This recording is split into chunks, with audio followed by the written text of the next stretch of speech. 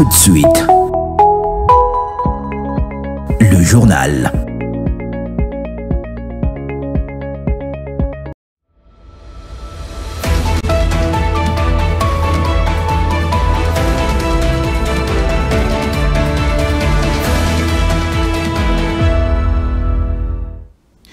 Vous êtes sur Congo 26 Télévision, bonsoir et bienvenue à cette grande édition d'information, le sommaire. Depuis New York, Félix Tshisekedi prend la parole à la tribune des Nations Unies, un discours de vérité, alors que la République démocratique du Congo continue de réclamer justice pour environ 10 millions de ses fils et filles massacrés, ainsi que la reconnaissance internationale d'un plus grand génocide au monde. Sur le front diplomatique encore, Donald Trump crée la surprise du haut de la tribune de l'Organisation des Nations Unies. Le président américain affirme avoir mis fin à la guerre d'agression contre la République démocratique du Congo tout en accusant l'ONU de lenteur et d'inaction.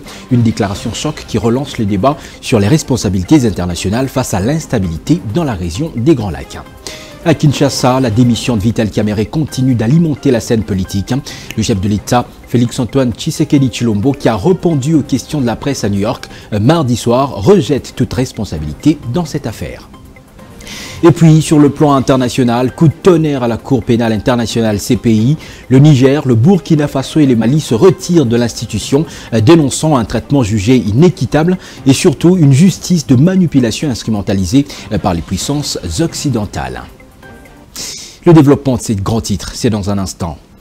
C'est un rendez-vous avec la vérité à la tribune des Nations Unies le mardi soir à New York.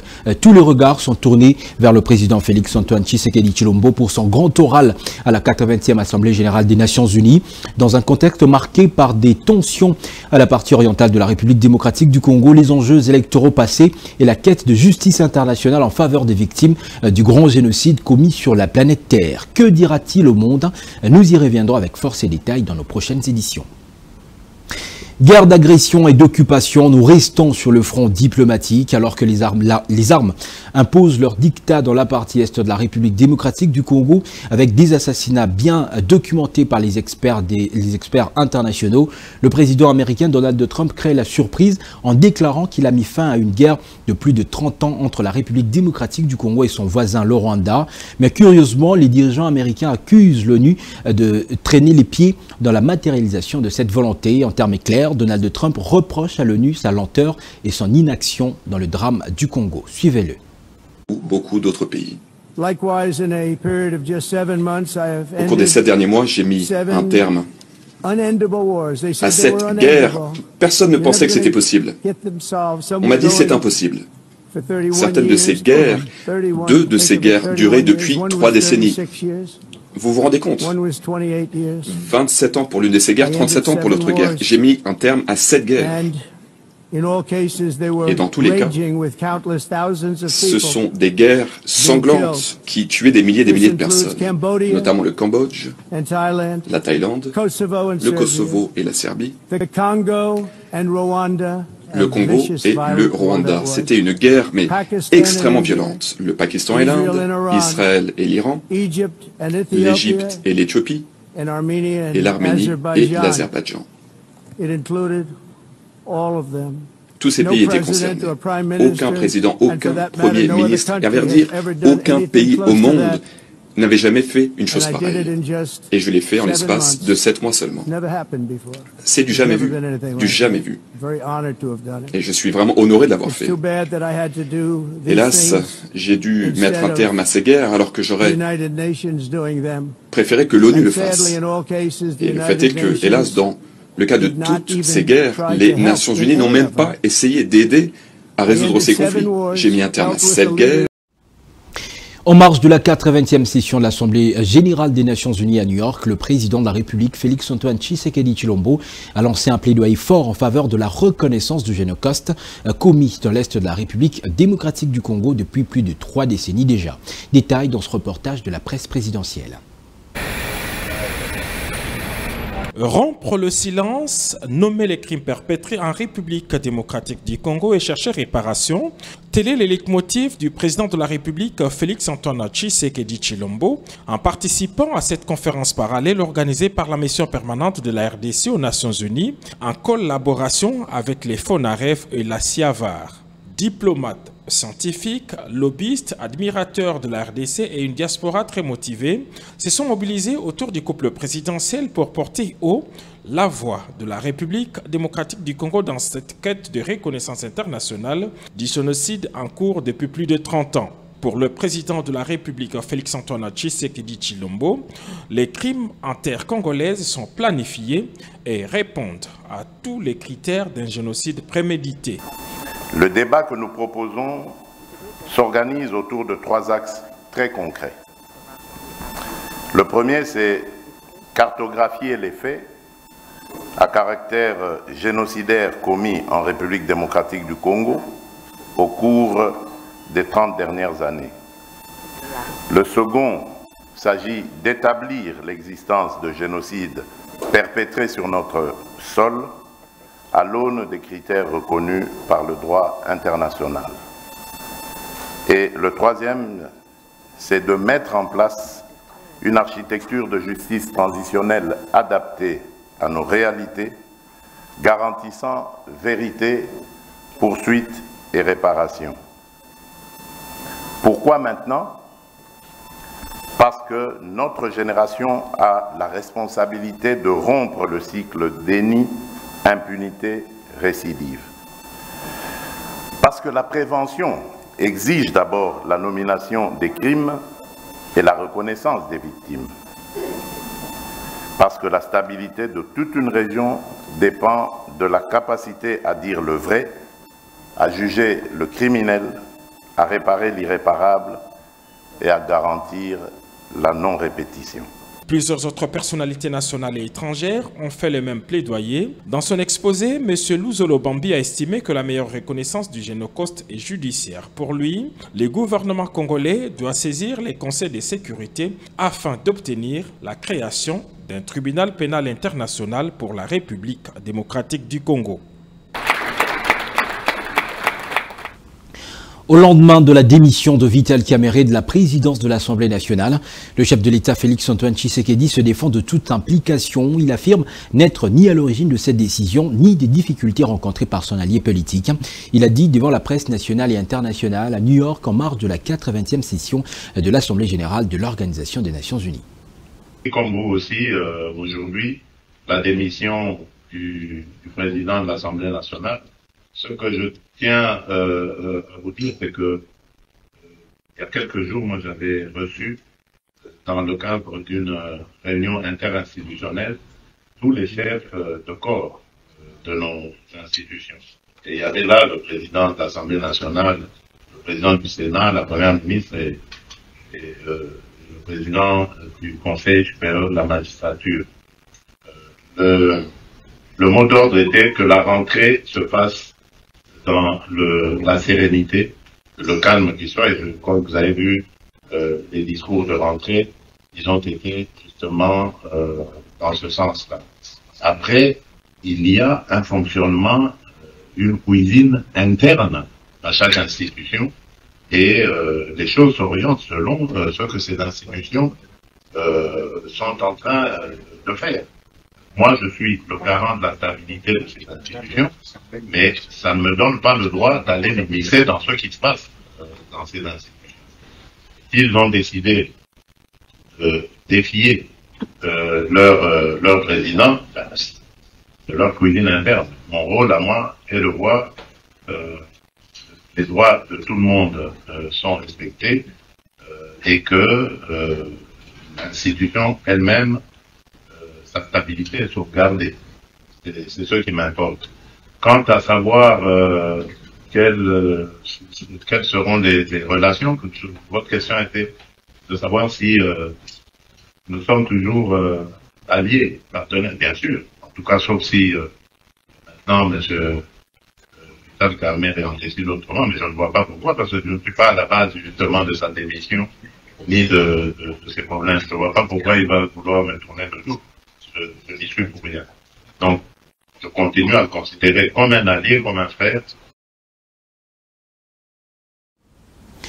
Le président de l'Assemblée nationale, Vital Kamerhe, a annoncé hier sa démission devant la conférence de présidents. Une démission motivée qu'il a lue devant la plénière présidée lundi 22 septembre par le premier vice-président Jean-Claude Chilumbayi. Sa décision tombe dans un contexte de forte pression politique alors qu'une pétition avait été initiée par un groupe des députés réclamant son départ pour, je cite, mauvaise gestion et non-respect de règles de fonctionnement de l'institution. Tony Ntolameso pour le compte-rendu.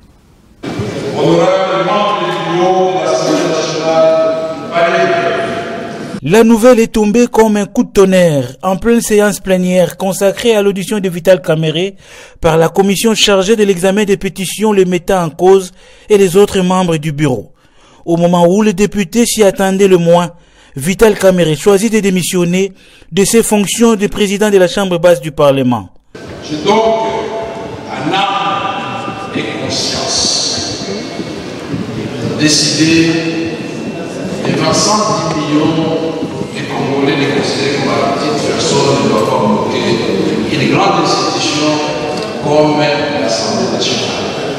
J'ai donc décidé de déposer ma démission.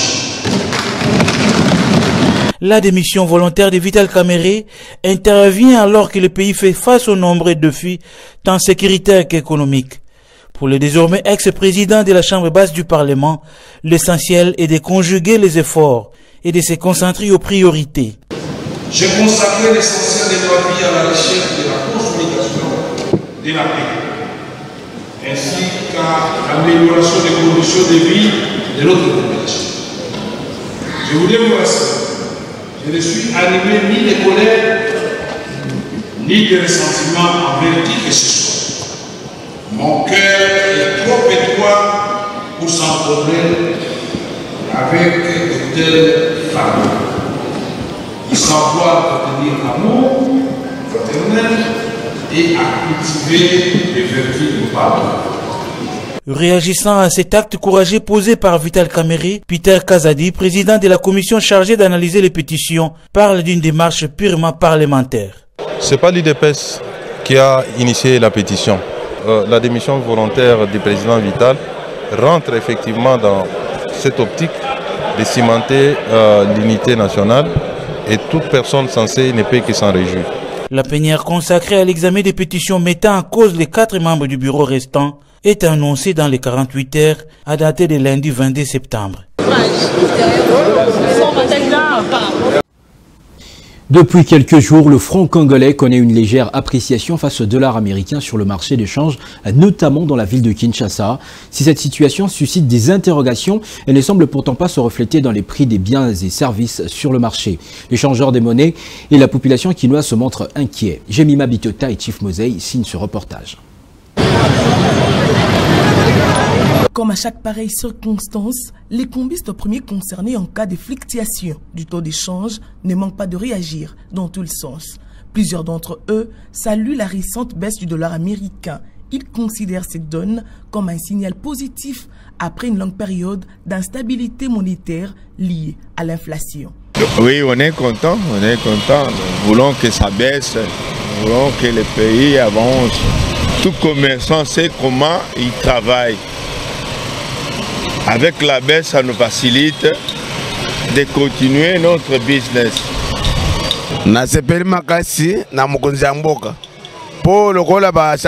Je suis très content et je remercie les autorités parce qu'on commence à voir un changement au niveau du taux d'échange. Même si ce n'est pas encore beaucoup, nous sommes quand même très contents. On espère que ça pourra même baisser jusqu'à 20 000 francs. Ce serait une très bonne chose.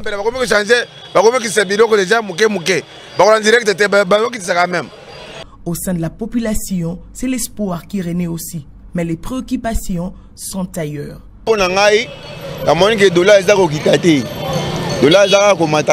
Selon moi, il n'y a pas eu baisse du taux d'échange, car plusieurs continuent avec l'ancien taux. Il n'y a pas de taux officiel fixé, mais eux-mêmes nous changent parfois à 29 000 francs congolais.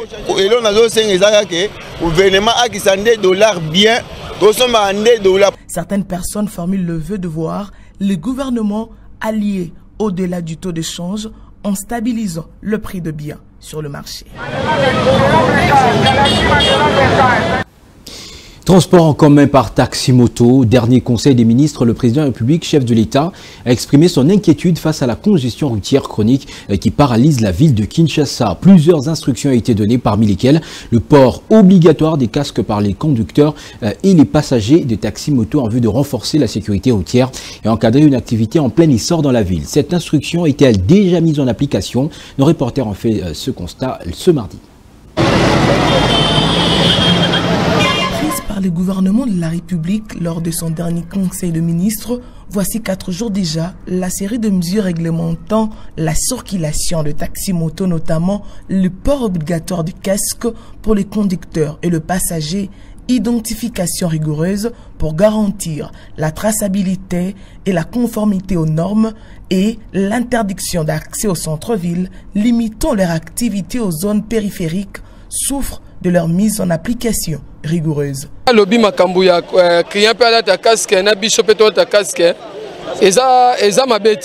décision du chef de l'État est appréciée, mais les problèmes se posent au niveau des passagers.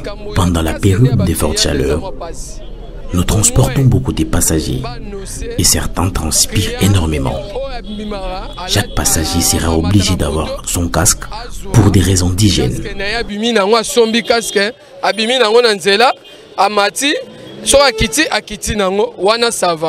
Pour certains passagers, cette mesure n'est pas appréciée pour des raisons d'hygiène. D'après bango moko balobaka qu'il y a un casque na période de Covid. Pendant la période de la Covid, le ministre national de la Santé avait interdit l'échange des casques. Un seul casque pour tous les passagers nous expose à plusieurs maladies. C'est une bonne décision, mais le gouvernement doit prendre certaines mesures pour éviter de propager les maladies. Biso, toute la population, gouvernement avec sa place, biso nini, biso passager, tout le monde casque, on a tolataka. Nul n'est au-dessus de la loi. Pour les cas d'espèce, l'autorité est appelée à veiller au grain. L'actualité en dehors de nos frontières, Bamako, Niamey et Ouagadougou ont annoncé simultanément ce lundi 22 septembre leur retrait immédiat du statut de Rome et de la Cour pénale internationale. Les 3 États sahéliens dirigés par des juntes militaires accusent la Cour pénale internationale d'incarner une, je cite, justice sélective et promettent la mise en place de leur propre juridiction régionale. C'est une décision frappante, annoncée d'une seule voix depuis Bamako, Niamey et Ouagadougou. Le Mali, le Niger et le Burkina Faso quittent avec effet immédiat la Cour pénale internationale. 3 capitales, un même message. La CPI a cessé de les engager. Communiqué conjoint des États de la Confédération AES relatif au retrait du statut de Rome de la Cour pénale internationale. Le Burkina Faso, la République du Mali et la République du Niger ont souverainement ratifié le statut de Rome de la Cour pénale internationale CPI, respectivement le 16 avril 2004, le 16 août 2000 et le 11 avril 2002.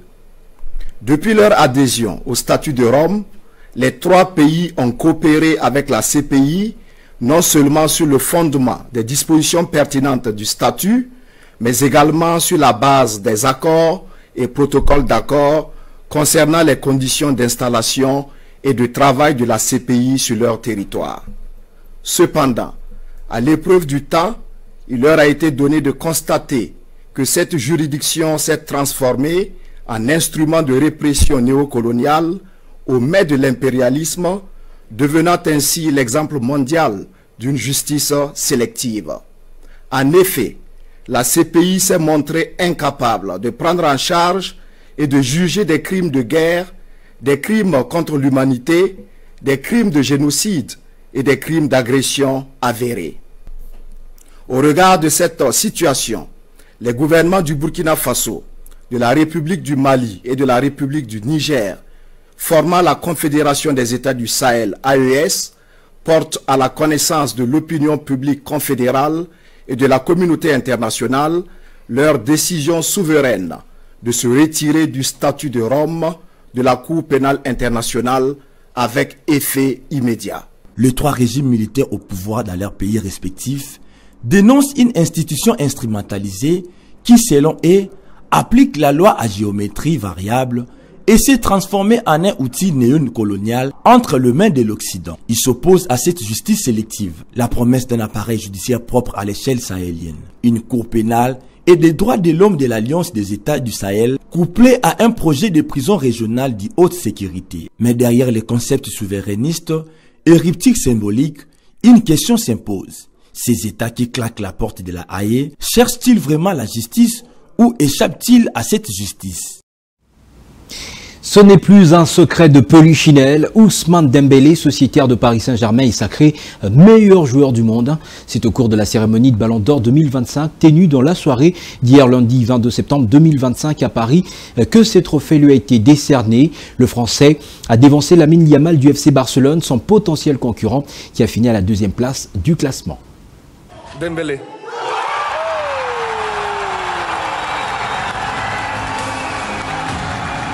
Ousmane Dembélé gagne le Ballon d'Or pour la première fois et devient le 6e joueur français à être récompensé après Raymond Kopa, Michel Platini, Jean-Pierre Papin, Zinedine Zidane et Karim Benzema. Dans son speech, le nominé a remercié le FC Barcelone, le club de ses rêves, particulièrement Lionel Messi, qui l'a beaucoup aidé à améliorer ses performances. Où j'ai réalisé l'un de mes rêves en jouant au FC Barcelone, ça a été exceptionnel. J'ai appris pendant cette année. À côté de grands joueurs comme Andrés Iniesta qui est là, comme Lionel Messi, ça a été exceptionnel.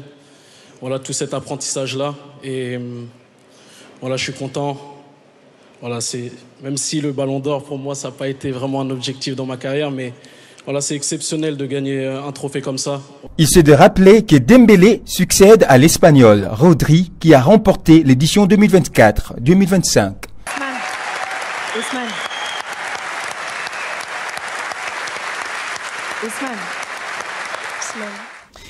C'est avec ces belles images que nous mettons un point final à ce journal. Je vous rappelle ses principaux titres.